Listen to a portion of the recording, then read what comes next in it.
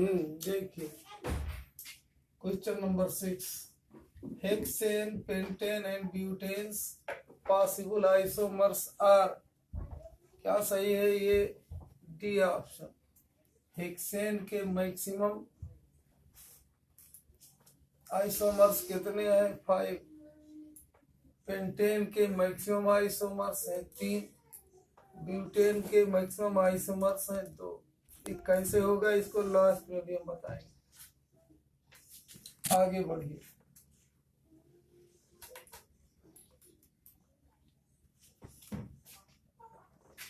Question number 7, normal pentane and isopentane. Normal pentane and isopentane are examples of chain isomerism, position isomerism की mean position isomerism या functional isomers। Isomers किसे कहते हैं? समान molecular formula, एक ही molecular formula हो यानी समान अणुसूत्र परंतु भिन्न संरचना सूत्र रखने वाले यौगिक एक दूसरे के आइसोमर्स कहलाते हैं। समान अणुसूत्र परंतु भिन्न संरचना सूत्र रखने वाले यौगिक एक दूसरे के आइसोमर्स कहलाते हैं।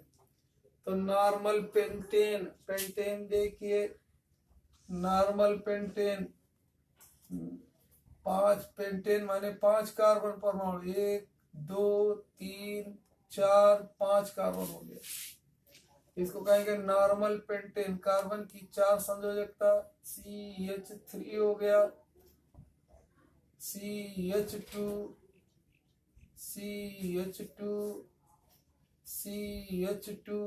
CH3। यह नॉर्मल पेंटेन। आइसोपेंटेन किसे कहेंगे? जब एक ही कार्बन परमाणु पर 2 CH3 ग्रुप हो तो उसे आइसो कहा जाता है। एक ही कार्बन परमाणु पर 3 CH3 ग्रुप हो तो उसे नियो कहते हैं। तो क्या है? नॉर्मल, आइसो और नियो। तो आइसोपेंटेन क्या होगा? देखिए आइसोपेंटेन, एक कार्बन को कम कीजिए इस चेन में से, चेन माने श्रृंखला, 2 3 और ये 4 हो गया। एक 5वां इस पर अगर आप जोड़ोगे तो फिर यही बात घूम के आएगी। कार्बन नंबर 2 पर हम यहाँ कर दे रहे हैं CH3। यहाँ तो ये CH3 है ही है, देखो ये CH3 है, ये हो गया CH, यहाँ हो जाएगा ये CH2, ये है CH3। देखिए वही है अणुसूत्र इसका भी, कितना है? C5H12। इसमें भी C5H12 है। 1 2 3 4 5 3 3 6 7 8 9 3 12। इसको हम क्या कहेंगे? एक ही कार्बन पर, देखो इस कार्बन पर 2 मेथिल ग्रुप है, एक इधर एक इधर, तो इसे कहेंगे आइसोपेंटेन। एक ही कार्बन, कार्बन नंबर 2 गिनिए, 1 2 3 4। तो कार्बन नंबर 2 पर क्या है? इधर भी एक मेथिल ग्रुप CH3 है, ये भी मेथिल ग्रुप। मिथेन में से एक हाइड्रोजन कम कर दिया, मिथिल हो गया। अल्केन में से एक हाइड्रोजन कम कीजिए, अल्किल हो जाता है। अब नियो क्या हो जाता है? देखिए ये है कार्बन, इसमें से एक और कम कीजिए, 3 रखिए श्रृंखला में, 1 2 3। एक इधर CH3, इधर भी CH3, इधर भी CH3, 3 3 हो गया और इधर भी CH3 रह गया। तो इसको इसमें भी देखिए 5 कार्बन है, 1 2 3 4 5। C5H कितना हो जाएगा? 3 3 6 3 9 3 12। H12, इसका भी अणुसूत्र C5H12, इसका भी अणुसूत्र C5H12, इसका भी अणुसूत्र C5H12, तीनों का है। इसको कहते हैं नॉर्मल पेंटेन, आइसोपेंटेन और नियोपेंटेन। लेकिन इनके संरचना सूत्र भिन्न भिन्न है। संरचना सूत्र माने परमाणुओं की व्यवस्था भिन्न भिन्न है। तो ये क्या है? देखने में एक ही यौगिक लग रहा है लेकिन ये 3 प्रकार के यौगिक हो गए। इन तीनों के गुण भिन्न भिन्न, रासायनिक गुण भिन्न भिन्न है। तो इन्हें क्या कहा जाता है? आइसोमर्स। तो कौन आइसोमेरिज इसमें है? इसमें अगर दो या दो से अधिक आइसोमर्स के फंक्शनल ग्रुप समान हो तो कहेंगे वो फंक्शनल आइसोमेरिज। अगर उनकी चेन, देखो चेन में फर्क है, इसके चेन में 1 2 3 4 5 कार्बन है, इसके चेन में 1 2 3 4 है, ये बगल में साइड चेन इसको कहा जाता है। तो क्या हो जाता है? इस चेन में 4 ही है, चाहे इधर से गुणो 1 2 3 4, चाहे यहाँ गुणो 1 2 3 4, चाहे इधर से गिने आप, तो इसको कहेंगे चेन आइसोमेरिज्म। तो पहला क्या हो गया? ये क्या है? कौन सा आइसोमेरिज्म है? दोनों में चेन आइसोमेरिज्म है। किसमें? नॉर्मल पेंटेन और आइसोपेंटेन में। तो ये रहा। अब आगे देखिए,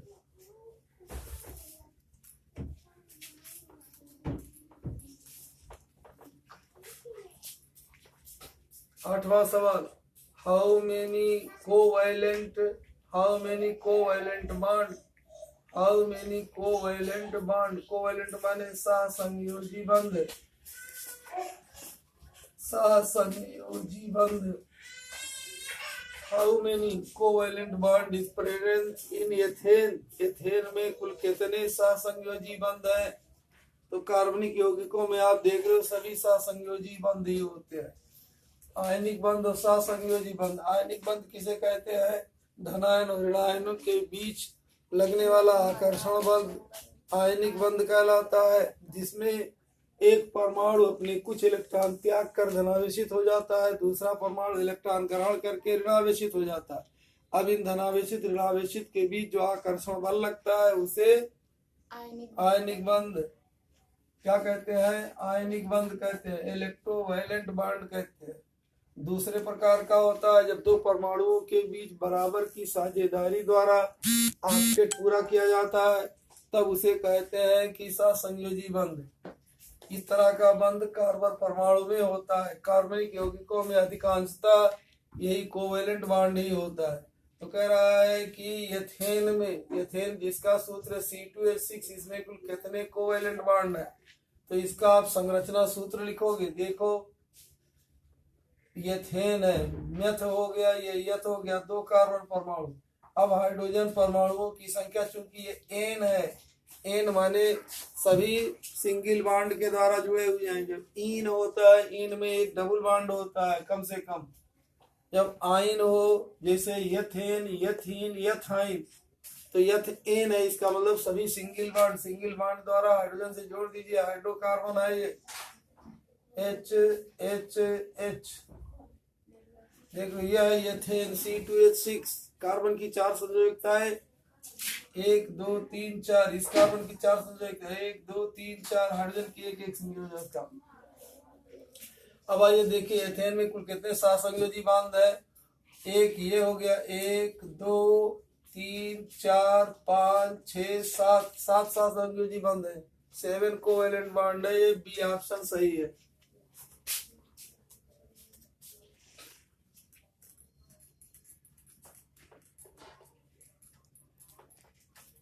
नवा देखिए, butane is a compound of 4 carbon atoms having functional group। इसमें फंक्शनल ग्रुप क्या है? ब्यूटेन में, butane is a compound of 4 carbon atoms has functional group carboxylic acid, ketone, aldehyde, alcohol। Butane is a compound of 4 carbon atoms having functional group, having functional group। Now a question, having functional group,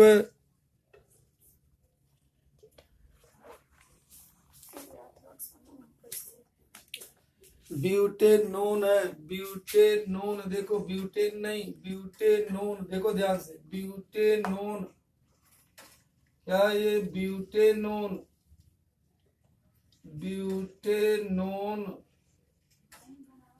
देखिए butanone क्या हुआ, ध्यान से देखिए। Butane अगर है, देखो ये होता ब्यूटेन, ये एन है, एन माने हाइड्रोकार्बन वो भी संतृप्त हाइड्रोकार्बन, सैचुरेटेड हाइड्रोकार्बन, जिसमें कार्बन की चारों संयोजकताएं सिंगल बॉन्ड से संतुष्ट हैं, सिंगल बॉन्ड। ये हो गया ब्यूटेन। क्या है? ब्यूटेन। अब ब्यूटेन अगर हम H को यहाँ हटा करके OH जोड़ दें, अगर हम H हटा करके देखो OH जोड़ दे रहे हैं, तब क्या इसको कहेंगे? ब्यूटेनॉल। क्या कहते हैं? ब्यूटेनॉल। ये 3 4 हो गया। H एक हाइड्रोजन को हटा करके OH जोड़ दिया, इसको कहेंगे ब्यूटेनॉल। ब्यूटेनॉल ओल, अल्कोहल हो गया। अगर इसी OH को हटा करके हम इस OH को हटा करके आप देखिए COOH जोड़ दे, क्या कर दे? COOH। देखो इस H को हटा दिया, OH जोड़ दीजिए। जैसे ये देखिए CH3 हो गया, CH2 2 हो गया, CH2 फिर हो गया COOH। इसमें भी देख लो मेथियत प्रोप-ब्यूट, तो इसको कहेंगे ओइक एसिड। ये ब्यूटेनॉल, ये हो गया ब्यूटेन ओइक एसिड, ये भी ब्यूटेन ओइक एसिड कह देंगे, ओइक एसिड। फिर देखिए अगर हम क्या करें, एक हाइड्रोजन को हटा करके O जोड़ दे, तब क्या होगा? ध्यान से देखते जाइए। 1 2 3 4 5 4, ये हो गया H को हटा करके, बाकी तो ये सब ही है। देखिए ये CH3 CH2 CH2, ये क्या किया हमने? अब देखो ये H है, ये 2 बॉन्ड हटा करके O आपने जोड़ दिया, मेथियत प्रोप-ब्यूट। तो इसको कहते हैं ब्यूटेनॉल। यह है ब्यूटेन, यह है ब्यूटेनॉल, यह है ब्यूटेनॉल। देख रहे हो AO का फर्क हो जाता है। ब्यूटेनॉल LAL है, नल है, ये नोल है, ब्यूटेनॉल ब्यूटेनॉल। अब आइए देखिए ब्यूटेनॉन क्या हो जाता है। अब अगर हम देखिए बीच में कार्बन पे ऑक्सीजन परमाणु जोड़ दें, जैसे देखिए यह है CH3 C, फिर ये हो गया CH2, या C डबल बॉन्ड O, इधर है, दोनों तरफ कार्बन कार्बन हो। जब CO ग्रुप है, दोनों तरफ कार्बन कार्बन जुड़ा हुआ है, CH3। इस कार्बन की चारों संयोजकताएं देखो 2 3 4, ये हो गया मेथियत प्रोप-ब्यूट ब्यूटेन। अब ये बीच में O जुड़ा हुआ है। जब CO ग्रुप के कार्बन के दोनों ओर कार्बन ही कार्बन हो, इसमें देख रहे थे इस CO के साथ एक तरफ कार्बन एक तरफ OH, इस CO के तरफ इस कार्बन एक तरफ कार्बन एक तरफ हाइड्रोजन। यहाँ आप देख रहे हो इस CO है, इस CO में एक तरफ हाइड्रोजन एक तरफ कार्बन। इस ढंग से देखिए, ध्यान में बैठाइए। अब इसमें क्या हो जाएगा? इसका नाम क्या हो जाता है? ब्यूटेनॉन। ब्यूटेनॉन या NONE नॉन। देखो ब्यूटेनॉन ये हो गया, ये ब्यूटेनॉल है, ये ब्यूटेनॉल हो गया, ये ब्यूटेनॉल है, ये ब्यूटेन है, butane butanol butanol butanone butane oic acid हो गया। क्या हो गया? इस तरह से आप ये फंक्शनल ग्रुप इसको कहा जाता है। क्रियात्मक समूह CO है, क्रियात्मक समूह इसमें कहते हैं CHO है, इसमें कहते हैं क्रियात्मक समूह COOH है, इसमें कहते हैं क्रियात्मक समूह OH है, COH। क्या हो गया? ये COH। तो ये क्रियात्मक समूह ऐसा एक परमाणु या परमाणु समूह जिसके कारण उसमें कुछ विशेष प्रकार के रासायनिक गुण उत्पन्न हो जाते हैं, उन्हें हम फंक्शनल ग्रुप कहते हैं। हाइड्रोजन के स्थान पर, हाइड्रोजन परमाणु के स्थान पर कोई दूसरा परमाणु या परमाणु समूह जोड़ दिया जाए तो उसे फंक्शनल ग्रुप कहते हैं। जैसे ये ब्यूटेन है, इसमें से आपने क्या किया, ये CH3 CH2 CH2 CH2 एक हाइड्रोजन हटा करके आपने यहाँ Cl जोड़ दिया, तो क्या हो गया, क्लोरोब्यूटेन, ब्रोमीन जोड़ दिया, ब्रोमोब्यूटेन, आयोडोब्यूटेन, इस तरह से NO2 जोड़ दिया तो कहेंगे नाइट्रोब्यूटेन।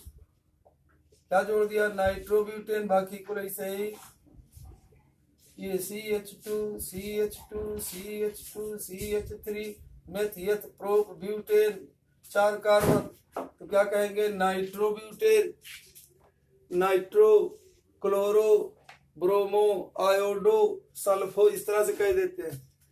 ये हो गए नाम। अब आइए कह रहा है ब्यूटेनोन। अब आइए, butanone is a compound of 4 carbon atoms. ये ब्यूटेनोन 4 कार्बन परमाणुओं वाला, 4 कार्बन परमाणुओं वाला यौगिक है, जिसमें फंक्शनल ग्रुप क्या है, तो फंक्शनल ग्रुप क्या है, इसको कीटोन कहा जाता है। ये क्या है, कीटोन। इसको क्या कहते हैं, कीटोन। इसको क्या कहते हैं, CHO, तो इसको कहते हैं एल्डिहाइड। ये सब याद कीजिए, रटिए। एल्डिहाइड ग्रुप कहा जाता है।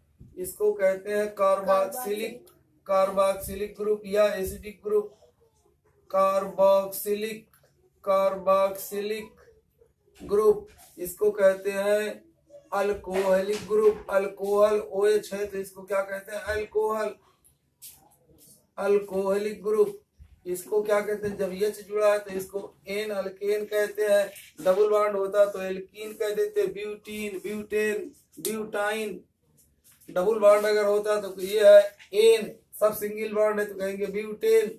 एक डबल बॉन्ड कहीं बीच में हो जाता तो कहते ब्यूटीन, एक ट्रिपल बॉन्ड हो जाता तो कहते ब्यूटाइन। तो इस तरह से इनके नाम देख लो कैसे बदल रहा है। तो क्या कहोगे, ये कीटोन, इस तरह से बना डालिए बैठ करके सब। अब मिटा रहे हैं, देखिए ये हो गया क्या, तो ये क्या कहेंगे, कीटोन ग्रुप जुड़ा हुआ है। ब्यूटेनोन में क्या है, कीटोन है ये।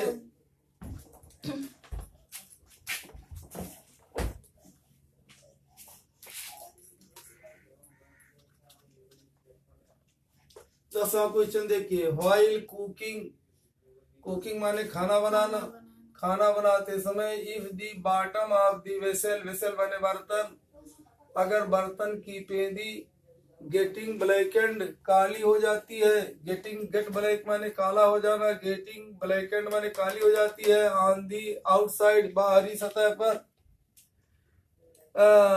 इट मीन्स, तो इसका अर्थ ये होता है कि हीट, इसका मतलब ये हो गया कि food is not cooked properly, ये गलत हो गया। The fuel is not burning, इसका मतलब ये हो गया कि the fuel is not burning completely, means that heat नहीं, हीट वाला होता लिखा, मीन्स दैट क्या है, the fuel is not burning completely. Fuel क्या होता है, फ्यूल हम जानते हैं जो भोजन पकाया जाता है उसको क्या कहते हैं, C4H10, ब्यूटेनॉल, ब्यूटेन।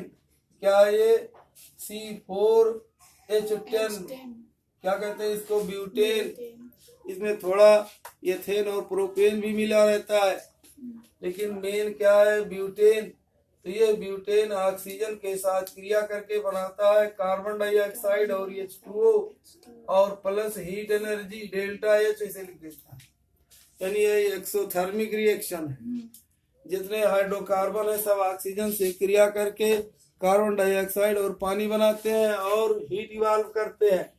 यानी सब के सब एक्सोथर्मिक रिएक्शन है। उसमें 6P, तो ये अगर ये ऑक्सीजन अधिकता से है तब यह क्रिया होती है, लेकिन अगर ये कम हो जाए, C4H10 प्लस O2 ये कम हो जाए, अधिकता ना रहे, तब ये कार्बन डाइऑक्साइड तो बनेगा, कुछ कार्बन भी बनेगा, कुछ कार्बन डाइऑक्साइड बनेगा और H2O बनेगा प्लस डेल्टा H। ये क्रिया इस तरह से होगी। ये कार्बन काले रंग का होता है, कालिक जिसे कहते हैं। ये कार्बन भी बनने लगता है, कार्बन डाइऑक्साइड और पानी और डेल्टा एच के अलावा कार्बन भी बनने लगता है, जिसके कारण बर्तन काला हो जाता है। ये समझ में आया कि ऑक्सीजन की मात्रा कम हो गई है, उसमें जो सुराख है वो कहीं बंद हो गया है, सफाई करना पड़ेगा। जैसे मोटरसाइकिल में काली पकड़ लेता है कार्बन, ऐसे ही इसमें भी कार्बन आ जाता है। तो ये हो गया, आगे बढ़िए।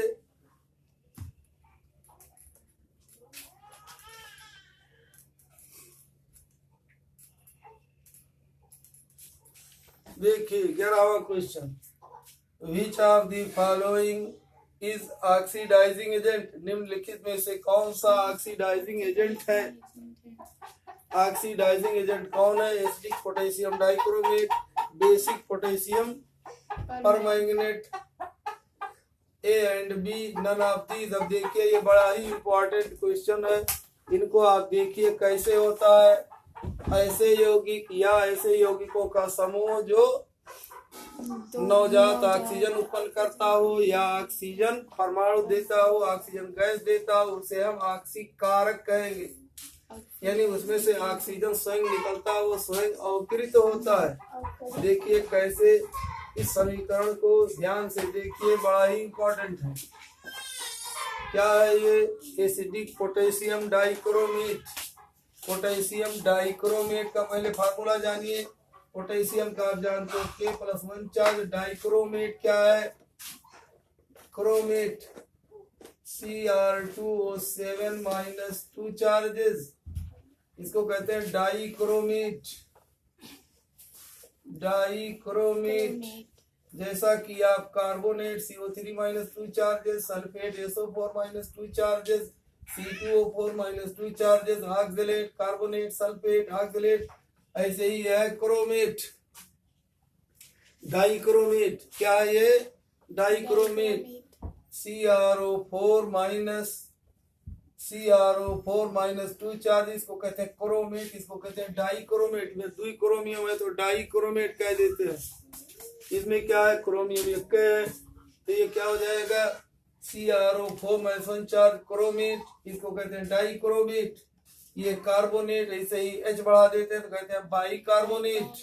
H बढ़ा दिया कहते हैं बाइसल्फाइट, बाइसल्फेट, इस तरह से कहते हैं बाइसल्फेट। एक चार्ज भी कम कर देते हैं। तो आइए, पोटेशियम डाइक्रोमेट का क्या सूत्र हो गया? ये हो गया पोटेशियम, यह डाइक्रोमेट। डाइक्रोमेट की समझौता 2 तो यहाँ लिख देंगे, पोटेशियम की एक लिखा नहीं जाता। पोटेशियम डाइक्रोमेट अम्लीय, मतलब इसके साथ अम्ल मिला दीजिए। अम्ल हम मिला देते हैं, सल्फ्यूरिक अम्ल मान लो H2SO4, HCl कुछ भी मिला सकते हैं। तो H2SO4 मिला दिया। अब क्या होगा? अब देखिए ये रिएक्शन कैसे होगा, ध्यान से देखें। इसमें आपने देखा, अभी तक आपने देखा हम लोग धर्मूलकों की अदला बदली करा देते थे। इसमें 2 धर्मूलक है, पोटेशियम भी है, क्रोमियम भी है। इसके पहले आपने देखा था अभी तक एक ही धर्मूलक था। अब ये 2 धर्मूलक है, इसमें धर्मूलक है हाइड्रोजन। ये पोटेशियम की अदला बदली हाइड्रोजन से होगी, क्रोमियम की भी होगी। तो यहाँ पर ये पोटेशियम आएगा तो पोटेशियम सल्फेट बनाएगा, क्रोमियम आएगा तो क्रोमियम सल्फेट बनाएगा। तो दोनों को आप लिखेंगे, ये बनेगा पोटेशियम सल्फेट। पहली बात तो पोटेशियम सल्फेट का सूत्र हो जाएगा K2SO4, इसकी संयोजकता 2 है। क्रोमियम सल्फेट, क्रोमियम की संयोजकता 3 होती है। क्रोमियम की संयोजकता 2 और 3 होती है, 4 भी होती है। तो क्रोमियम की संयोजकता यहाँ देख रहे हो, क्रोमियम की संयोजकता 7 है, ऑक्सीजन की 2 है। तो क्रोमियम क्या बना रहा है? Chromium sulphate.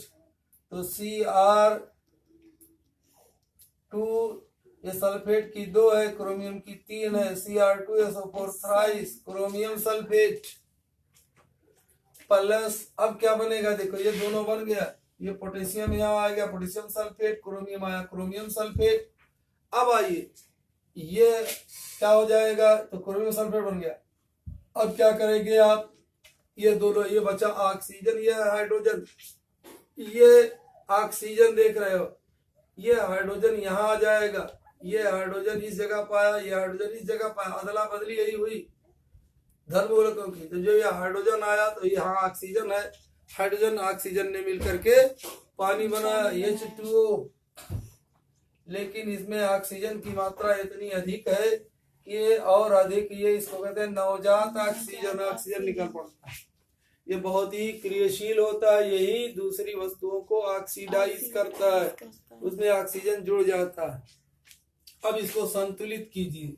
संतुलित करने के लिए क्या करोगे? पहले धातु तत्वों को संतुलित कीजिए, उसके बाद अधातु तत्व को संतुलित कीजिए, फिर हाइड्रोजन को, लास्ट में ऑक्सीजन को संतुलित कीजिए। जो नवजात हो, अगर नवजात हाइड्रोजन होता है तो हाइड्रोजन को लास्ट में संतुलित करते हैं। चूंकि ऑक्सीजन है, नवजात ऑक्सीजन, नैसेंट ऑक्सीजन इसको कहते हैं, इसको लास्ट में संतुलित करेंगे। संतुलित कीजिए। इधर पोटेशियम 2 है, इधर भी 2 है, संतुलित है। इधर क्रोमियम 2 है, इधर भी क्रोमियम 2 है, संतुलित है। अब सल्फेट देखिए, सल्फेट इधर 1 है, इधर सल्फेट 3 है, 4 सल्फेट है।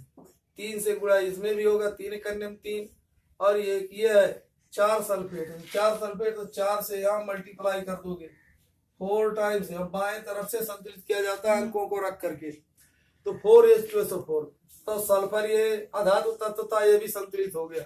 अब इसके बाद हाइड्रोजन को संतुलित करेंगे। 4 दूनी 8 हाइड्रोजन इधर है, इधर हाइड्रोजन 2 है, तो यहाँ भी 4 से गुणा कर दोगे, 8 हाइड्रोजन। अब लास्ट में आप ऑक्सीजन को संतुलित करोगे। ऑक्सीजन देखिए इधर कितना, 7 ऑक्सीजन, और 4 चौक 16, 16 7 23 ऑक्सीजन के परमाणु है। 7 और 4 चौक 16 7 23, इधर भी 23 होना चाहिए। तो 4 और 3 चौक 12, 12 4 16, 16 4 20 और 3 23, तो हो जाएगा 3 टाइम्स ऑक्सीजन। तो ये क्या है? ये है एक ऑक्सीडाइजिंग एजेंट, इसको कहेंगे अम्लीय पोटेशियम डाइक्रोमेट। ये क्या है? ऑक्सीकारक है, यानी नवजात ऑक्सीजन उत्पन्न करता है, इसलिए ये क्या है? ऑक्सीकारक है। पोटेशियम डाइक्रोमेट और H2SO4 कहा जाता है अम्लीय पोटेशियम डाइक्रोमेट। इसी तरह से दूसरा है, देखिए basic potassium permanganate. Potassium permanganate, या इसको बेयर अभिकर्मक भी कहा जाता है, बेयर रिएजेंट। बेयर साहब ने बताया क्या है, देखिए ये है बेसिक। बेसिक माने KOH, पोटेशियम हाइड्रोक्साइड या सोडियम हाइड्रोक्साइड को बेस कहा जाता है। KOH, NaOH ये बेस है, CaOH ट्वाइस ये बेस है, मैग्नीशियम हाइड्रोक्साइड ये बेस है, सब AlOH थ्राइस, OH समूह कहीं है, उसे हम बेस कहते हैं। तो ये बेसिक क्या है? Basic potassium permanganate. Potassium permanganate का सूत्र जानिए, पोटेशियम का K है, परमैंगनेट क्या है? ये MnO4 - 1 चार्ज परमैंगनेट। क्या ये परमैंगनेट है? अब आइए देखिए, KOH प्लस पोटेशियम परमैंगनेट, तो KMnO4 इसकी भी संयोजकता एक, इसकी भी एक, इसलिए कोई गिनती नहीं लिखेंगे, लिखेंगे KMnO4। ये पोटेशियम परमैंगनेट, इसको लाल दवा भी कहते हैं, थोड़ा फुंसी पर लगाते हैं लोग, लाल दवा कहते हैं, या बेयर अभिकर्मक कहते हैं, बेयर रिएजेंट, BAYR बेयर नाम वैज्ञानिक के नाम पर कह दिया गया। ये क्या करता है? देखिए ये भी ऑक्सीकारक है, दोनों मिलाकर के। कैसे ऑक्सीकरण करता है ये देखिए, KOH ये बनाता है K2MnO4, पोटेशियम मैग्नेट K2MnO4, ये क्या हो गया? MnO4। अभी मैं बता, देखिए MnO4 क्या है? परमैंगनेट, और ये हो जाएगा MnO4 - 2 चार्जेस को कहते हैं मैग्नेट आयन। ये सब रट लीजिए, मैग्नेट आयन, यह परमैंगनेट आयन, पर बढ़ा देंगे, परमैंगनेट। जब कम हो गया तब परमैंगनेट हो गया, 2 है आवेश, मैंगनेट परमैंगनेट, तो हो गया K2MnO4 मैग्नेट आयन बनाता है। और क्या बनाता है? देखिए ये K यहाँ से आकर के जुड़ गया, परमैंगनेट। और क्या बनेगा? ये पोटेशियम, ये हाइड्रोजन है, OH है, ये ऑक्सीजन से मिलता है, क्या बनाता है? H2O बनाता है, H2O बनाता है, और फिर ऑक्सीजन का नवजात ऑक्सीजन, ऑक्सीजन की अधिकता। अब इनको आप संतुलित कीजिए। संतुलित करने का तरीका, पहले धातु तत्व को संतुलित कीजिए। यार का दिखा के बैठा जब नहीं पड़ेगा, धातु तत्व है पोटेशियम, इधर पोटेशियम 2 है, इधर 1, इधर भी 1 1 2 है, संतुलित है। मैग्नीज इधर 1 है, इधर भी 1 है। हाइड्रोजन देखिए इधर 2 है, इधर हाइड्रोजन 1 ही है, तो यहाँ 2 से आप गुणा करोगे। देखो हाइड्रोजन इधर कितना है, 2 है, इधर हाइड्रोजन 1 ही है, तो क्या करोगे, या तो यहाँ हाफ H2O कर दीजिए। क्या कर दीजिए, हाफ। देखिए 1/2 से गुणा कर दीजिए तो हाइड्रोजन भी संतुलित हो गया, हाफ H2O। अब जब ये हाफ हो गया, अब ये संतुलित हो गया। अब ऑक्सीजन देखिए, ऑक्सीजन इधर 1 है, इधर 4 1 5 ऑक्सीजन इधर कितना है, देखो इधर कितना है, 4 ऑक्सीजन है, और ये 5 है, और ये आधा 5.5 है। कितना हो गया, कितना, अच्छा। इसको आप क्या कीजिए, इसको अगर आप आधा कर दीजिए तो संतुलित हो गया। आधा ऑक्सीजन, एक ऑक्सीजन, 4 1 5 ऑक्सीजन, ये संतुलित हो गया। ठीक। अब देखिए अगर आप चाहते हो बटा के रूप में ना रहे, तो जैसा कि मैथमेटिक्स में बार बार बताया जाता है, बटा को खत्म करने के लिए हरों के लघुत्तम से सभी पदों में गुणा कर दीजिए। तो ये हर है 2 2 2 2 का लघुत्तम 2 से सभी पदों में धन या ऋण चिन्हों से विलगित राशियों को पद कहते हैं। 1 पद, 2 पद, 3 4 5 पद। अब इसको आप इस तरह से लिख दोगे, लिखोगे या 2 से इसमें भी, 2 से इसमें भी, 2 से इसमें भी, 2 से सब में गुणा करते चले जाएंगे। तो कहोगे 2KOH प्लस 2 टाइम्स KMnO4 बनाता है 2 टाइम्स K2MnO4 प्लस 2 से गुणा करोगे तो 1 हो जाएगा। H2O प्लस O, 2 से गुणा करो, 2 2 कट गया, 2 2 कट गया। अब देखिए संतुलित है कि नहीं। पोटेशियम 2 2 4 पोटेशियम, इधर भी 4 पोटेशियम। मैग्नीज पहले धातु तत्व को संतुलित किया, मैग्नीज इधर 2 है, 2 से गुणा है तो इधर भी 2 मैग्नीज, संतुलित है। अब हाइड्रोजन को संतुलित कीजिए, 2 हाइड्रोजन इधर है, 2 हाइड्रोजन इधर है। ऑक्सीजन देखिए 2 ऑक्सीजन, 2 चौक 8 2 10 ऑक्सीजन, 2 चौक 8 1 9 1 10 संतुलित। ये संतुलित करने का ढंग है। तो ये क्या है, आपने देखा कि ये क्या कहेंगे, इसको क्षारीय, क्षार है ये, OH समूह रखने वाला यौगिक क्षार या बेस का था। क्षारीय potassium permanganate, basic potassium permanganate.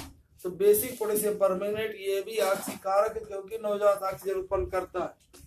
तो क्या हो जाएगा, which of the following is oxidising agent. ऑक्सीकारक कौन है इसमें, ऑक्सीकारक एजेंट माने कारक, तो कौन है, ए भी ऑक्सीकारक है, बी भी ऑक्सीकारक है, दोनों। तो ना ए पर निशान लगाओगे, ना बी पर, सी पर निशान लगाओगे, कहोगे ए एंड बी बोथ, इस पर नहीं लगाओगे निशान, जबकि ये दोनों सही हैं। ये हो गया। आगे बढ़िए, ये लिख लीजिए, बड़े इंपॉर्टेंट है ये रिएक्शंस। आगे देखिए 12वां क्वेश्चन करा, which of the following gives addition reaction. निम्नलिखित में से कौन योग अभिक्रिया देता है, योगात्मक अभिक्रिया देता है। योग अभिक्रिया किसे कहते हैं, जब 2 या 2 से अधिक यौगिक मिल करके, 2 या 2 से अधिक यौगिक या परमाणु मिल करके किसी एक यौगिक का निर्माण करते हैं, तो उसे योग अभिक्रिया कहा जाता है। जब 2 या 2 से अधिक यौगिक, जैसे ये Cu प्लस O मिलके बनाता है CuO, तो योग अभिक्रिया हो गया। ये है 2H प्लस O मिलके बनाता है H2O, ये भी योग अभिक्रिया है। ये है H2 प्लस Cl2 मिलके बनाता है 2 टाइम्स HCl, ये भी है योग अभिक्रिया। 2 यौगिक मिलकर के एक यौगिक का निर्माण करते हैं, तो इसे कहा जाता है योग अभिक्रिया या कौन सी अभिक्रिया, एडिशन रिएक्शन। अब एडिशन रिएक्शन देखिए, आप जानते हो अल्केन जहाँ सिंगल बॉन्ड होता है, अल्केन कोई भी अल्केन योग अभिक्रिया नहीं देता है, ये प्रतिस्थापन अभिक्रिया देता है। एल्काइन और एल्कीन दोनों ही योग अभिक्रियाएं देते हैं। ऐसे कार्बनिक यौगिक जिनमें एक डबल बॉन्ड हो या ट्रिपल बॉन्ड हो, उन्हें असंतृप्त यौगिक कहा जाता है, और वे योग अभिक्रियाएं देते हैं, क्योंकि योग अभिक्रियाएं डबल और ट्रिपल बॉन्ड पर ही होती है। किसमें, कार्बनिक यौगिकों में। ये सब अभी आपने जो बताया हमने, ये अकार्बनिक यौगिक थे, ये कार्बनिक नहीं थे कि कॉपर ऑक्सीजन मिलकर कॉपर ऑक्साइड का। यहाँ कहाँ डबल बॉन्ड था, यहाँ नहीं है। Na+O बना लिया है, Na2O, तो योग अभिक्रिया है ये, इसमें डबल ट्रिपल बॉन्ड नहीं, ये अकार्बनिक अभिक्रिया है। कार्बनिक यौगिक जिनमें कार्बन की प्रधानता हो, तो कार्बनिक यौगिक ऐसे कार्बनिक यौगिक जिनमें डबल बॉन्ड या ट्रिपल बॉन्ड होते हैं, वे योग अभिक्रियाएं देते हैं। जैसे डबल बॉन्ड मान लीजिए यह है CH2 double bond CH2 ethylene, जिसको हम लोग कहते हैं एथिलीन, या हम कहते हैं एथीन। ये क्या करता है, हाइड्रोजन के साथ क्रिया करके बना देता है CH3 सिंगल बॉन्ड CH3। ये डबल बॉन्ड एक खत्म हो गया, एक हाइड्रोजन इधर एक हाइड्रोजन इधर डल गया, यानी एथेन बन गया। इसी तरह से अगर ट्रिपल बॉन्ड है CH ट्रिपल बॉन्ड CH, इसको हम लोग कहते हैं यथाइन, यह यथीन, यह यथाइन, यथाइन, या इसको एथिलीन कहते हैं, एसिटिलीन कहते हैं। इस पर भी हाइड्रोजन जुड़ जाता है करके बन जाता है CH3 सिंगल बॉन्ड CH3। इसमें एक हाइड्रोजन जुड़ाता है, इसमें 2 हाइड्रोजन जुड़ गया, फर्क कितना हो गया। तो ये योग अभिक्रिया है। योग अभिक्रियाएं कौन देते हैं, एल्कीन और एल्काइन दोनों देते हैं। ये एल्कीन है, इन माने डबल बॉन्ड, ये आइन माने ट्रिपल बॉन्ड। एल्काइन और एल्कीन दोनों योग अभिक्रियाएं देते हैं। तो कहोगे बी और सी दोनों सही है। कौन है इसमें, ए वाला एल्केन, बी है एल्काइन, तीसरा एल्कीन, डी है नन ऑफ दीज है। तो इसमें क्या करो, डी वाले में लिखो बी एंड सी बोथ, ठीक कर लो इसको। क्या कहोगे, बी एंड सी बोथ, तो यानी डी सही हो गया। विकल्प D, which of the following gives योग एडिशन रिएक्शंस, तो कहोगे बी एंड सी, यानी डी सही है। तो क्या कहोगे, option D is correct, B and सी।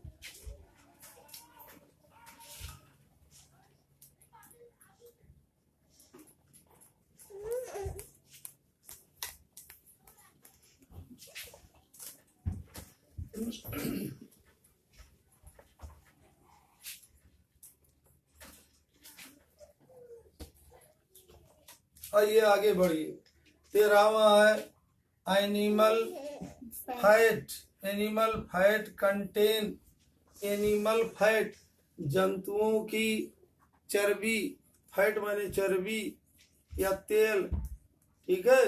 तो जंतुओं में जो फैट होता है वो सैचुरेटेड फैटी एसिड है कि अनसैचुरेटेड फैटी एसिड है। तो जंतुओं में जो होता है वो सैचुरेटेड फैटी एसिड होता है, और वनस्पतियों में जो होता है वो अनसैचुरेटेड फैटी एसिड होता है।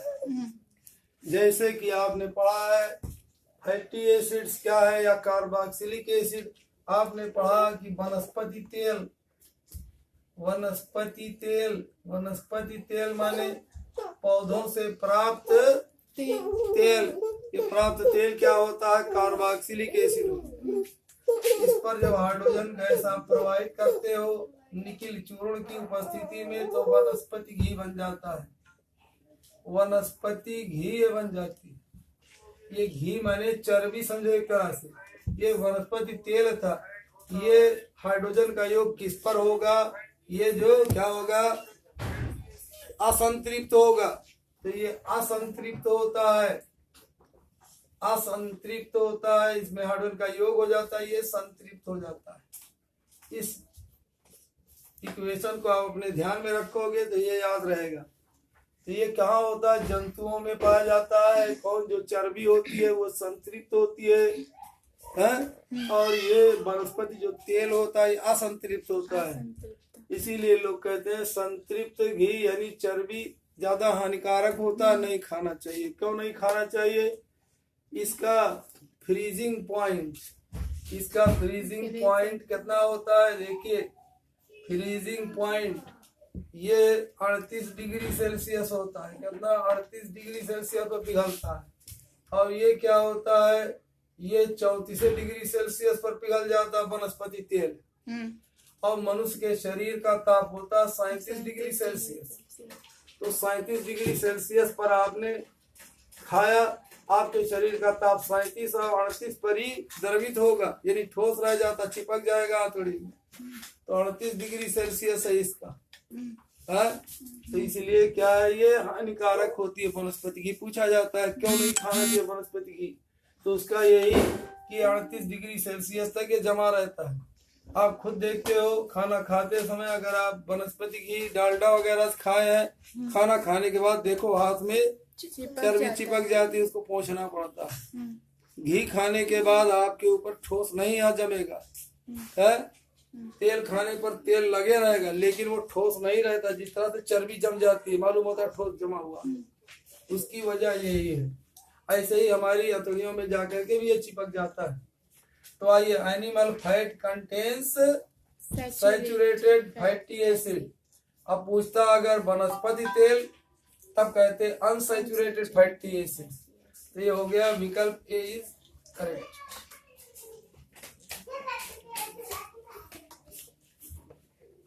आगे देखिए, विच of the following catalyst is useful for hydrogenation of vegetative oil. यही वेजिटेटिव ऑयल यानी वनस्पति तेल, इसको कहते हैं वेजिटेटिव ऑयल। वेजिटेटिव ऑयल, चाहे कहो वनस्पति तेल या वेजिटेटिव ऑयल, कहते हैं इसमें कौन सा उत्प्रेरक माने ऐसा पदार्थ जो किसी रासायनिक क्रिया की गति को बढ़ा देता है लेकिन स्वयं उसमें भाग नहीं लेता है। जैसे हम लोगों के दौर में कुछ ऐसे भी लोग हैं, चुप्पे से उनके जो बड़े नेता होते हैं कहते जाओ फसाद करवाओ, हिंदू मुसलमान को लड़ाओ, लेकिन स्वयं नहीं जाते हैं। और वो जो जाते हैं वो भी खुद नहीं लड़ते हैं, दूसरों को लड़वाते हैं, दूसरे से कहते जाओ गोली चलाओ, जाओ मार डालो। क्या करते हैं, तो ऐसे लोग कैटलिस्ट कराते हैं। वो स्वयं रासायनिक क्रिया में या झगड़े में भाग नहीं लेते हैं लेकिन दूसरों को उकसाते हैं कि जाओ लड़ जाओ। तो ऐसे लोगों को कैटलिस्ट कहा जाता है। ऐसे ही पदार्थों में भी ये निकिल चूर्ण, ये क्या करता है, ये स्वयं रासायनिक क्रिया में भाग नहीं लेता है लेकिन इसको उत्तेजित करता है वनस्पति तेल को, हाइड्रोजन को, कि आपस में रासायनिक क्रियाएं करो।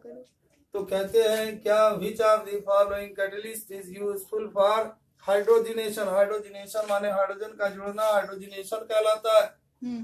कैसे हाइड्रोजिनेशन हुआ, जैसे आपने देखा ये एथिलीन है, इसमें हाइड्रोजन जुड़ गया, बना लिया एथेन, बना लिया CH3 single bond CH3 ethane बन गया, तो ये हाइड्रोजिनेशन हो गया। तो हाइड्रोजिनेशन की क्रिया में वेजिटेटिव ऑयल क्या किया जाता है, कौन सा कैटलिस्ट प्रयोग किया जाता है, वो निकिल है, निकिल चूर्ण, निकिल पाउडर, ये हो गया। अब ये याद रखना पड़ेगा निकिल चूर्ण, उसके लिए कोई नियम नहीं है कि क्यों निकिल है।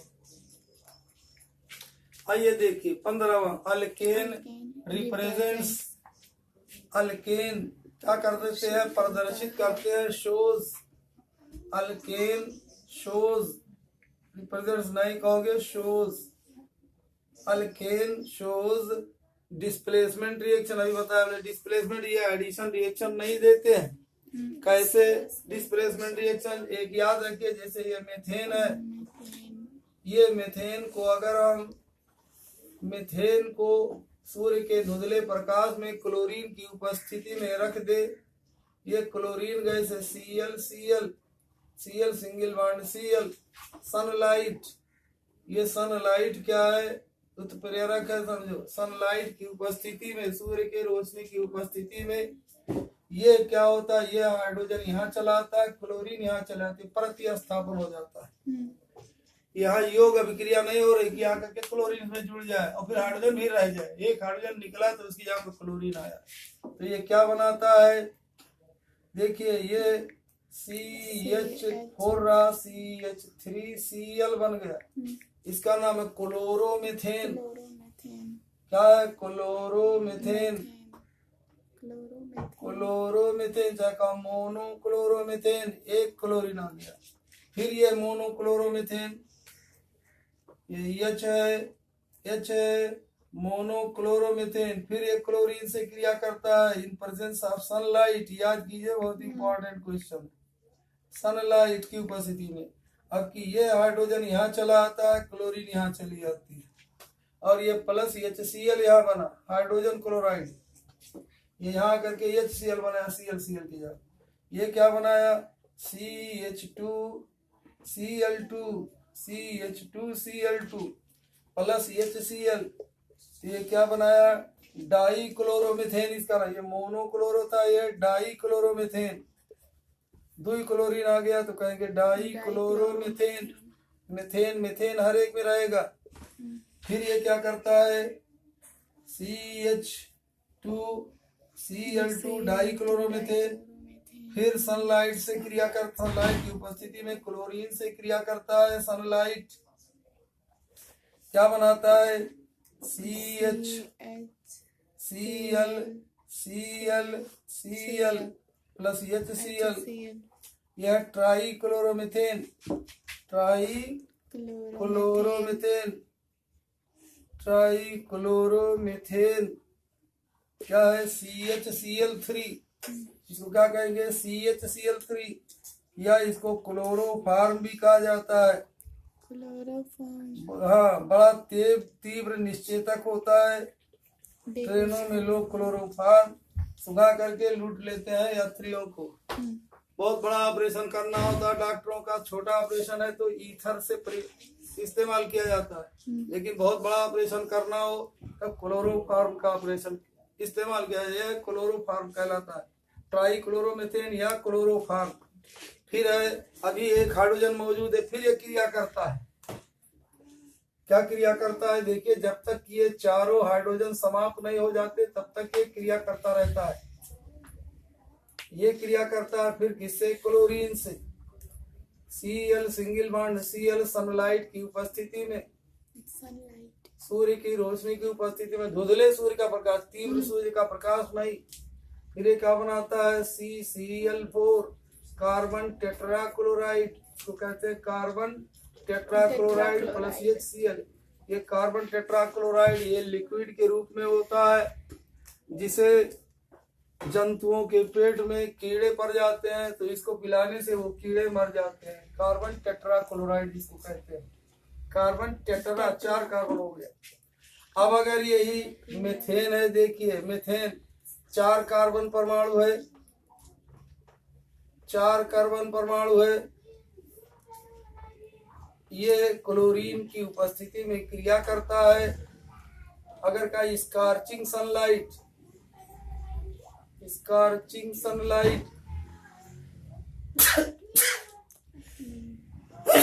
स्कॉर्चिंग सनलाइट माने तीक्ष्ण सूर्य का प्रकाश। ये डिम सनलाइट था, क्या डिम सनलाइट, ये स्कॉर्चिंग सनलाइट। स्कॉर्चिंग सनलाइट कब, दोपहर के वक्त में जब बहुत तेज प्रकाश रहे, डिम सनलाइट, तो ये क्या होता है, ये कार्बन अलग हो जाता है, चारों कार्बन छोड़ देता है, HCl बन जाता है। इस तरह से कार्बन प्लस 4 HCl, ये चारों निकल करके 2 क्लोरीन से क्रिया करके HCl बना देते हैं। कार्बन का चूर्ण रह जाता है HCl गैस बन। अब अभी देखिए एक और है, देखिए ये 15वां था, ये हो गया तो क्या डिस्प्लेसमेंट रिएक्शन है, क्या हो गया, डिस्प्लेसमेंट रिएक्शन।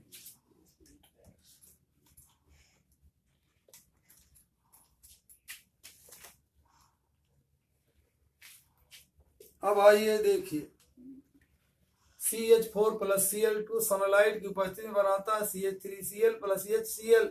ये एग्जाम्पल है किसका कह रहा है, एडिशन रिएक्शन की डिस्प्लेसमेंट। अभी आपने देखा ये डिस्प्लेसमेंट रिएक्शन Cl2, यही देखा आपने Cl2, ये पहला वाला यही है, CH4 Cl का चाहे कहो Cl2 सनलाइट, और वो भी डिम सनलाइट की उपस्थिति में ये क्रिया करके बनाता है क्लोरोमीथेन, मोनोक्लोरोमीथेन और हाइड्रोजन क्लोराइड।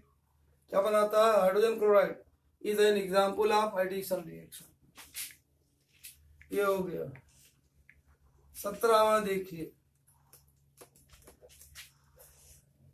थोड़ा ध्यान से पढ़िए, बहुत आसान है, नहीं तो बहुत मुश्किल भी है। देखिए क्या है, कंसेंट्रेट इथेनॉल क्या है, heats eight 443 Kelvin with H2SO4 का in presence of ethanol is heated, यहाँ कहोगे with concentrate H2SO4, concentrate ethanol is heated, ethanol is heated, ethanol को गर्म किया जाता है। एथेनॉल माने C2H5OH, एथेनॉल माने C2H5OH। Ethanol is heated at 443 kelvin, 443 kelvin को सेल्सियस में बदलिए तो क्या आप गए 273 घटा देंगे इसमें से 0, 14 में से 7 गए 7, 3 में से 2 गए 1, 170 डिग्री सेल्सियस, चाहे कहो इतना केल्विन चाहे कहो 170 डिग्री सेल्सियस पर गर्म करने पर, अब ये याद रखोगे एथेनॉल को सांद्र सल्फ्यूरिक अम्ल के साथ 170 डिग्री सेल्सियस पर गर्म करने पर क्या बनता है, एथिलीन गैस बनती है, एथीन बनती है। कैसे बनती है देखिए रिएक्शन, एथेनॉल देखो ये है CH3CH2OH, CH3CH2 का चाहे का C2H5, ये C2H5 हो गया OH। क्या होता है कैसे बनता है देखिए, इसको सांद्र सल्फ्यूरिक अम्ल की उपस्थिति में कंसंट्रेट H2SO4, सांद्र सल्फ्यूरिक अम्ल, सांद्र सल्फ्यूरिक अम्ल क्या करता है, सांद्र सल्फ्यूरिक अम्ल की एक खासियत होती है ये दूसरे अणुओं में से पानी के एक अणु को खींच लेता है, पानी के एक अणु को खींच लेता है उसमें से, एलिमिनेशन रिएक्शन इसको कहते हैं विलीनीकरण। देखिए तो ये क्या हो जाता है, एक पानी के अणु को इसने खींच लिया तो एक H इसको और OH को इस तरह से ये खींच लेता है, HOH निकल जाता, बचता क्या CH2 डबल बॉन्ड CH2, ये आधा बॉन्ड इधर आधा बॉन्ड ये खत्म हो गया, ये डबल बॉन्ड हो गया तो क्या बनता है ये देखो CH2 डबल बॉन्ड CH2, देख रहे हो ना, इधर देखो ध्यान से, और ये HOH निकल गया प्लस HOH, ये पानी निकल जाता है, यानी क्या बन गया, इसको कहते हैं एथीन या एथिलीन, क्या कहते हैं एथीन, ई यानी ई डबल बॉन्ड है इसलिए एथीन कहेंगे, नहीं एथाइन नहीं। ये अब आइए देखिए पहला क्वेश्चन जो मैंने बताया था कि 5, 3 और 2 कैसे होते हैं उनको जरा देख लीजिए, थोड़ा वो लंबा है इसीलिए मैंने उसको छोड़ दिया था कि उसमें ब्लैक बोर्ड की ज्यादा जरूरत पड़ेगी। आइए देखिए ये सब बड़े ही इंपॉर्टेंट रिएक्शंस सब हैं। क्या है देखिए, क्या रहा, पेंटेन, क्या हेक्सेन, हेक्सेन, हेक्सेन और पेंटेन, पेंटेन, ब्यूटेन, पेंटेन और ब्यूटेन के कितने आइसोमर्स होंगे, करा देखिए। अब कैसे हम देखेंगे आइसोमर्स कितने होंगे, पहले हेक्सेन का आप सूत्र लिखिए, 6 कार्बन है, meth, eth, prop, but, pent, hex, meth, eth, prop, but, pent, hex, ऐसे गिनो 1 2 3 4 5 6 मत कहो, सबको हाइड्रोजन से संतुष्ट कर दो, इसको सर्टिफाई कीजिए हाइड्रोजन से। ये एन है, ये भी एन यानी सिंगल बॉन्ड सब में है, डबल बॉन्ड कहीं नहीं है। देखिए बैठ नहीं पाते, एच एच एच, ये हो गया, ये क्या है, यह है हेक्सेन। अब देखिए पेंटेन, देखिए दोनों को देखते जाइए, 5 कार्बन इसमें होगा, meth, eth, prop, but, paint. Carbon की 4 संयोजकताएं हैं कार्बन की, इनको संतुष्ट करते जाइए। H H H, single bond सब है, डबल बॉन्ड कहीं नहीं है, ये एन है, यानी ये क्या हो जाएगा, ये है C6H14, 6 दूनी 12 दूनी 14, दूना करके 2 जोड़िए, C5 है, C5H12, 5 दूनी 10 दूनी 12, butane, meth, eth, prop, but. 6 carbon, carbon क्या है सिंगल बॉन्ड से सब जुड़े हुए हैं हाइड्रोजन। हाइड्रोजन की संयोजकता 1 है, कार्बन की 4 है। ये हो गया ब्यूटेन। ब्यूटेन क्या है? C4H10 क्यों है? हम जानते हैं एन का फार्मूला अल्केन जिसे कहते हैं CnH2n+2 होता है। CnH2n+2 यानी कार्बन की संख्या अगर n है तो हाइड्रोजन की संख्या 2n करके दूना करके 2 जोड़ दीजिए। अब आइए इनका हम लोग देखें क्या है इनके आइसोमर्स। क्या देखेंगे आप? एक कार्बन इसमें कम कर दीजिए, 6 के बजाय 5 कर दीजिए। देखिए ध्यान से, meth eth prop but paint, इसमें एक कम कीजिए, 5 है तो 4 कर दीजिए। मेथ यथ प्रोप ब्यूट, इसमें एक कम कीजिए, मेथ यथ प्रोप। अब देखिए अब क्या करेंगे आप? ये लंबी श्रृंखला 5 हो गई। अब इसमें लंबी श्रृंखला 6 कार्बन की है, इसमें 5 है। ये जो एक कार्बन बचा उसको चाहे इस पर जोड़ो, चाहे इस पर जोड़ो, चाहे इस पर नहीं जोड़ोगे। अगर इस पर जोड़ दिया आपने, मान लिया यहाँ कार्बन, तो फिर वही 6 हो गया। नहीं समझे? इधर देखो, तो इस पर हम नहीं जोड़ेंगे। ध्यान से देखो, इन तीनों में से किसी एक पर जोड़ दीजिए। इसी तरह से इन चारों में से एक को आपने हटाया है तो उसको इस पर फिर नहीं जोड़ोगे, ये इस पर या इस पर, किनारे वालों पर नहीं जोड़ोगे। इसमें से आप क्या करोगे? इसमें से एक को आपने हटाया तो किनारे पर नहीं जोड़ोगे, यहाँ पर जोड़ोगे। अब देखिए कैसे हम जोड़ रहे हैं, ध्यान से देखो। यहाँ पर हमने एक जोड़ दिया ला करके, तो ये हो जाएगा C। अब 6 कार्बन हो गया। इसमें आपने एक हटा करके यहाँ जोड़ दिया, इसमें 5 हो गया। 1 2 3 4 5 हो गया। ये इसमें 4 है श्रृंखला, इसमें सबसे लंबी श्रृंखला है 5 की, इसमें सबसे लंबी श्रृंखला 4 रह गई, इसमें 3 रह गया। यहाँ आपने रखकर जोड़ दिया। अब देखा है भैया, अब सबकी संयोजकताएं संतुष्ट कीजिए। कार्बन की 4 संयोजकता एन एन एन है, सब सिंगल बॉन्ड से। 4 संयोजकता hydrogen hydrogen hydrogen hydrogen hydrogen. अभी देखो यही इतने से पूरा ब्लैक बोर्ड में भर जाएगा। अब ये अपना अगर आप घर पे नहीं करोगे तो कुछ भी समझ में नहीं आएगा, कहोगे कुल क्या पढ़ा रहे हैं। मैं भी नहीं समझ पा रहा था, सोचा था कि क्या कर रहे हैं बेमतलब की बात। देखिए इधर ये हाइड्रोजन हाइड्रोजन हाइड्रोजन, क्योंकि इंटर और हाई स्कूल में कुछ नहीं किसी ने पढ़ाया था, केमिस्ट्री पढ़ाया नहीं था, इसलिए कुछ नहीं समझ में आ रहा था। BSc पहुंचे तो सोचता था कि क्या कर रहे हैं।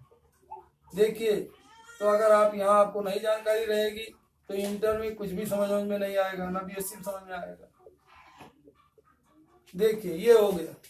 इसी तरह से इसको भी देखिए, कार्बन की 4 संयोजकताएं, वो भी सिंगल बॉन्ड से सब। हाइड्रोकार्बन है, हाइड्रोजन कार्बन से निर्मित यौगिक हाइड्रोकार्बन। बार बार कह दिया, संतृप्त है, सैचुरेटेड है, या एल्केन है, इसको कहोगे एल्केन। अब यहाँ आप देख लीजिए इनका सबका मॉलिक्यूलर फार्मूला, अणु सूत्र जिसको हम लोग कहते हैं, अणु सूत्र C6H14 इसका भी है, इसका भी है। C5H12 इसका भी है, इसका भी है। C4H10 इसका भी है, इसका भी है। दोनों फर्क देखिए कैसे, देखो 1 2 3 4 5 6 कार्बन हो गया C6। हाइड्रोजन जोड़िए, 3 हाइड्रोजन, 4 2 6 2 8 3 11 3 14 हो गया ना। इसमें देखिए, इसमें क्या है, 1 2 3 4 5 हाइड्रोजन, वो 5 कार्बन। इसमें भी 1 2 3 4 5 कार्बन। हाइड्रोजन देखिए, 2 हाइड्रोजन, 2 1 3 हाइड्रोजन। ये देखो 3 हाइड्रोजन, क्या ये 3 हाइड्रोजन, 3 1 4 हाइड्रोजन। इस पर 4 1 5 6 7 8 9 9 3 12 हाइड्रोजन। ऐसे ही उसमें भी। अब आइए देखिए, ये अणु सूत्र तो दोनों के समान है, लेकिन संरचना सूत्र भिन्न भिन्न हो गया, व्यवस्था भिन्न भिन्न हो गई। यानी एक लंबी श्रृंखला 6 की थी, अब 5 लेकर के 4 कर दीजिए। ये हो गया 1 2 3 4 कर दीजिए। अब क्या कीजिए, अब 2 कार्बन बचे, ये 4 आपने रखा। अब उन दोनों को ये किनारे वालों पर नहीं जोड़ोगे, बीच वाले पे, चाहे दोनों को यक्के पे जोड़ दो चाहे दोनों को अलग अलग जोड़ दो। तो हम लोग दोनों को अलग अलग जोड़ रहे हैं। अभी एक कार्बन यहाँ एक कार्बन यहाँ, अभी आप दोनों को यक्के पे जोड़ सकते, समझ गया? हाँ, तो अलग अलग जोड़ दिया। अब ये फिर 4 2 6 कार्बन है। हाइड्रोजन को संतुलित कीजिए, चारों संयोजकताएं हैं कार्बन की। ये हो गया single bond single bond single bond single bond single bond single bond, यहाँ single bond single bond single bond single bond single bond single bond. ये हो गया। अब गिनिए, आप देखिए 1 2 3 4 5 6 कार्बन हाइड्रोजन के लिए, 3 4 5 6 7 8 9 10 11, एक कहाँ छोटा 12 हो गया। देखो कैसे हो जाए, फिर से देखिए 1 2 3 4 5 6 7 8, यहाँ तक हो गया। 8 3 11 11 3 14 हो गया। ठीक है कि नहीं? ये हो गया।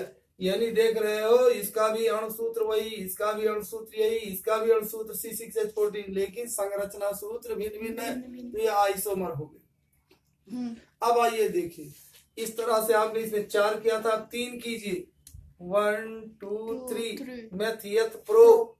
अब क्या कीजिए, अब इन कार्बनों पे नहीं जोड़ोगे, किनारे वाले पे नहीं जोड़ेंगे, बीच में एक तो जोड़े रहे, एक और जोड़ दो इससे। ये हो गया एक, इधर आपने जोड़ दिया, किनारे पे नहीं जोड़ो ना। अब ये क्या हो जाएगा, बाकी के संयोजकताओं को संतुष्ट कीजिए, एल्केन है।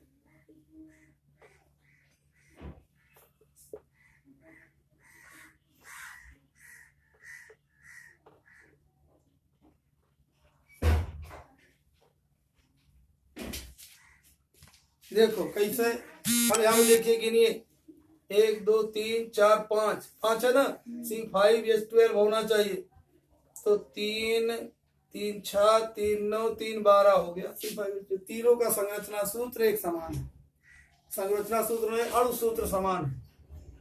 अणुसूत्र माने जो सिर्फ संख्या को बताता है, भिन्न भिन्न तत्वों की संख्या को बताने वाला सूत्र अणुसूत्र कहलाता है। संरचना सूत्र परमाणुओं की व्यवस्था को बताने वाला सूत्र संरचना सूत्र, स्ट्रक्चरल फार्मूला कहलाता है। तो ये इसके 3 हो गए, चौथा इसका नहीं हो पाएगा। 1 2 3, चौथा कैसे नहीं हो पाएगा, मैंने बताया।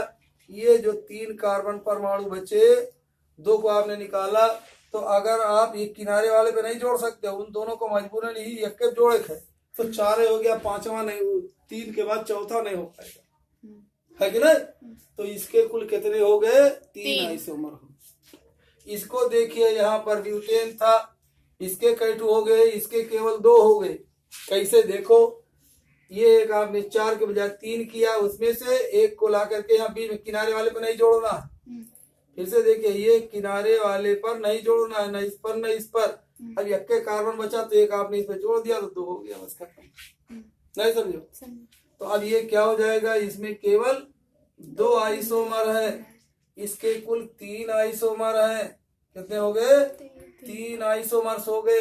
इसके आप देखिए, अभी 5 तो 2 और होगा। कैसे होगा, अभी 2 3 आपने देखा, C पर ये दोनों का एक आपकी दोनों कार्बन हमने अलग अलग जोड़ा था। आपकी क्या है, ये 2 3 4 है, ये दोनों कार्बनों को हमने, अब हम एक पे जोड़ दें। हाँ। इस पर नहीं जोड़ेंगे, चाहे इस पर जोड़ो चाहे इस पर जोड़ो। तो इस पर हमने जोड़ दिया, देखिए ये हो गया, ये दोनों पे अलग अलग था। अब चाहे इस पर जोड़ो, देखो इस पे दोनों को ध्यान से, ये 4 है, ये व्यवस्था देखिए, ये व्यवस्था दोनों एक है। कैसे एक है, चाहे ये पार जोड़ो चाहे ये पार जोड़ो, याद से जोड़ो, ऐसे घुमाए दो, बस इतने हो ही गया, दाहिना बाया हो गया, दोनों में फर्क नहीं, ये दोनों एक है, समझ में?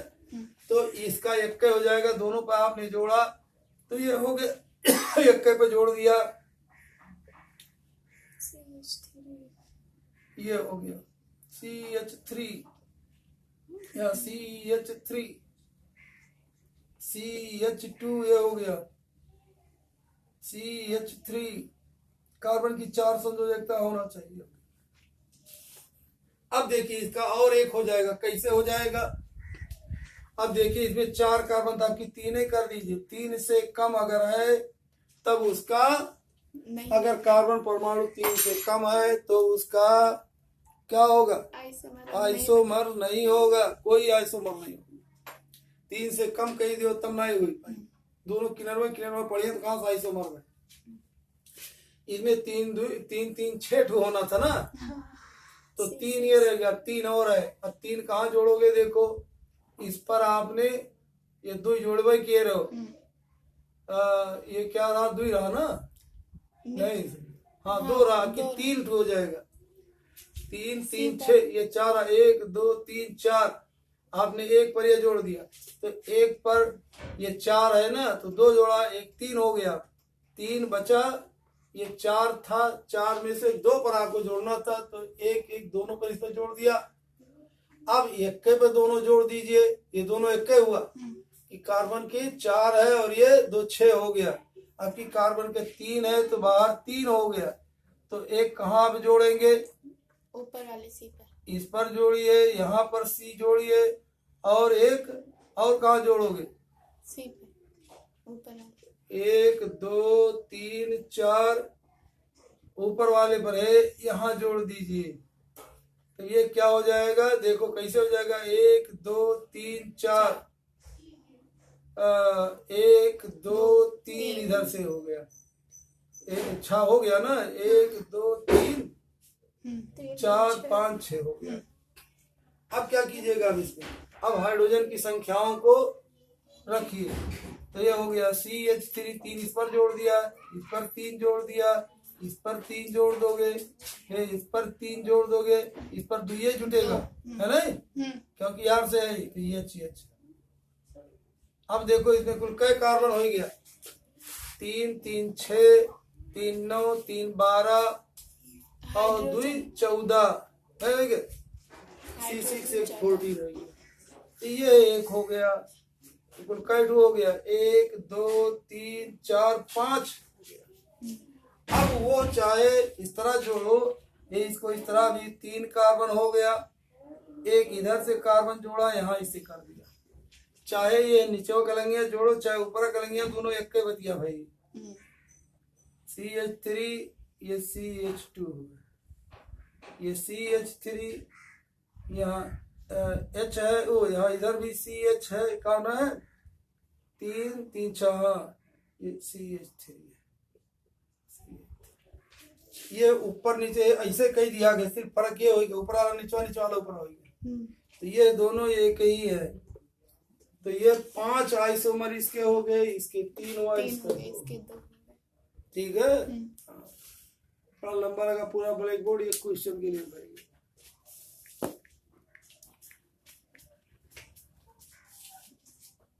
इसको लिख डालो, बनाओ अपने हाथ से।